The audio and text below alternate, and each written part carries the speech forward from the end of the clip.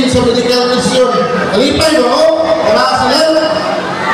Nalipay. So, una sa tanan, magpasalamat ko sa ato ang provincial local government unit of Davao del Sur, led by Honorable Yvonne Arcagas, and of course, sa ato ang special assistant to the provincial governor, Sir Mark Douglas Chan Cagas before, o sa tanang mga nakaroon na rin staff sa medical mission, si Dr.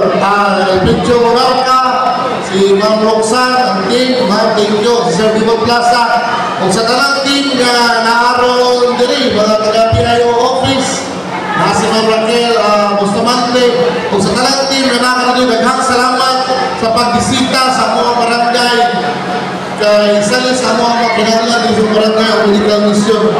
So, una sa tanan, usbon ako, pasalamat ko sa ato ang provincial governor na pasigol na tayo ang eleksyon karon na umaka magsugod ang ato ang kick-off sa local election campaign, pero sa katapusang adlaw gitagaan pagkita gigayon karon nga maka-avail ta mga tagaliling para sa medical mission sa ato ang barangay.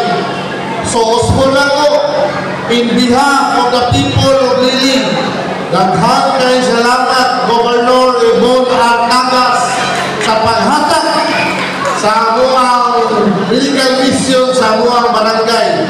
Kung yan, nasa kuha karon ang naroon na rin, ako ang atong kagawad sa barangay, kagawad Rolando Recto, SK Chairman Ernest Rodo Pilapilla, sa kuha mga silingan na UL, mga volunteers from other barangay, staff at emergency, mga kauban sa politika ni Ate Virgie, daghang salamat sa inyong bakari, labi na din sa mga kalaking barangay na nakakaroon, o sa mga UL na nakasis karon. And of course, sa ito mga functionaries na nakakaroon nakasis, daghang kayong salamat. And of course, kung saan man ang mga i-prepare kung wala akong katauhan sa Liling.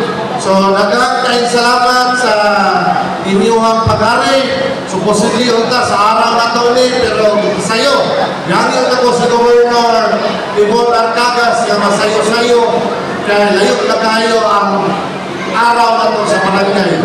So, uspo na po, daghang salamat Governor Yvonne Arcagas sa mga medical mission na gihatag sa mga barangay.